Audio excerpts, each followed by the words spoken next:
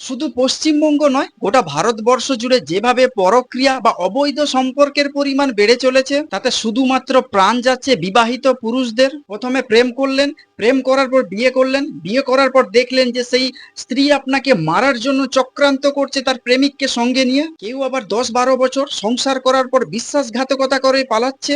এই রকমই একটি ভয়াবহ মৃত্যুর ঘটনা ঘটেছে। কতগুলো ঘুমের ওষুধ খেলে মৃত্যু হতে পারে, কতক্ষণ পরে মৃত্যু হতে পারে, ইন্টারনেটে সার্চ করেছিলেন স্ত্রী কিভাবে স্বামীকে খুন করা যাবে, সেই মতো পরিকল্পনা করেন স্ত্রী এবং স্ত্রীর প্রেমিক। রাতের বেলা খাওয়া দাওয়া সারেন স্বামী স্ত্রী দুজন মিলে। খাওয়ার সময় স্ত্রী স্বামীর সঙ্গে ভালো ব্যবহার করেন, সুন্দর করে কথা বলেন, কিন্তু স্বামী কি বুঝতে পেরেছিল যে স্ত্রী তার সঙ্গে বেইমানি করবে, বিশ্বাসঘাতকতা করবে? যে স্বামী তার স্ত্রীর সুখের জন্য নিজের ঘর বাড়ি পরিবার ছেড়ে দীর্ঘদিন তার স্ত্রীর সঙ্গে বাইরে সময় কাটিয়েছে, সে কি কখনো ভাবতে পেরেছিল তার স্ত্রী তার সঙ্গে বেইমানি করবে, তাকে ধোকা দেবে, তাকে মার্ডার করার চেষ্টা করবে প্রেমিককে সঙ্গে নিয়ে? খাওয়া দাওয়ার পর তার স্বামী যখন ঘুমিয়ে পড়ে, তার বেইমান স্ত্রী তার খাবারের মধ্যে ঘুমের ওষুধ মিশিয়েছিল। একটা নয়, দুটো নয়, 15-15টা ঘুমের ওষুধ মিশিয়ে দিয়েছিল। খাবার খাওয়ার পর কিছুক্ষণের মধ্যে অচৈতন্য হয়ে পড়ে তার স্বামী। তারপরে ওই মহিলা তার প্রেমিককে ফোন করে এবং প্রেমিককে তার বাড়িতে ডেকে নেয়। তারপরে দুজন মিলে অপেক্ষা করতে থাকে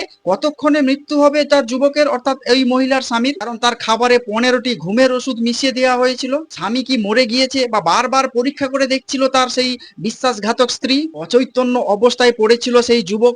ঘুমের ওষুধ খাওয়ার পরে যখন স্বামীর মৃত্যু হয়নি, তার শ্বাসরোধ করে দেওয়ার জন্য অন্য পরিকল্পনা করে এই বিশ্বাসঘাতক স্ত্রী। অচৈতন্য অবস্থাতেই যুবককে বিদ্যুতের শক দেওয়া শুরু করেন তার স্ত্রী এবং তার প্রেমিক। ঘটনাস্থলে ওই যুবকের মৃত্যু হয়। মৃত্যু নিশ্চিত করতে ওই যুবককে হসপিটালে নিয়ে যায় তার স্ত্রী এবং তার প্রেমিক। চিকিৎসকেরা যুবককে মৃত বলে ঘোষণা করে।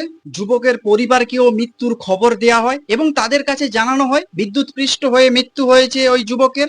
এবং ওই যুবকের ভাইয়ের তখনই সন্দেহ হয়, খটকা লাগে তার মনে। সঙ্গে সঙ্গে তিনি পুলিশের কাছে একটি অভিযোগ দায়ের করেন। এদিকে ওই যুবক, অর্থাৎ যে যুবক মারা গেছে, তার দাহ করার জন্য, তার শেষকৃত্য সম্পন্ন করার জন্য তার স্ত্রী তাড়াহুড়ো করতে শুরু করে। এতে সন্দেহের দানা আরো বাড়তে থাকে। তখনই ঘটে এক অদ্ভুত ঘটনা। পুলিশ এসে বাধা দেয়, জানিয়ে দেয় দেহের ময়না তদন্ত করা হবে। যুবকের স্ত্রী তাতে রাজি হচ্ছিলেন না, যাতে ওই তার স্বামীর ময়না তদন্ত করা হোক। প্রথমে মহিলাকে আটক করা হয়, তাকে জিজ্ঞাসাবাদ করতে আসল সত্য প্রকাশ্যে চলে আসে। ঘটনাটি ঘটেছে দিল্লির বুকে। মৃত যুবকের নাম কর্ণদেব। এই কর্ণের পাতানো ভাইয়ের বিরুদ্ধে অভিযোগ উঠেছে। এই ধৃতদের জেরা করে পুলিশ জানতে পেরেছে কর্ণকে খুনের জন্য ইন্টারনেটে সার্চ করেছিলেন সুস্মিতা এবং তার প্রেমিক রাহুল।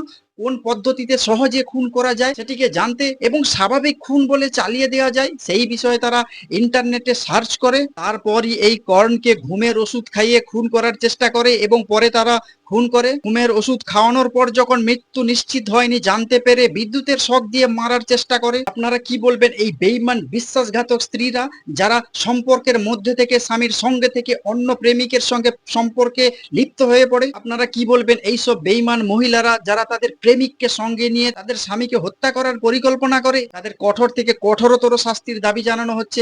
আপনারা কি বলবেন এইসব বিষয় নিয়ে? যদি কোনো কিছু বলতে চান তাহলে অবশ্যই কমেন্টস বক্সে কমেন্টস করতে পারেন। আর নজর রাখুন নাচিন্দা টিভি।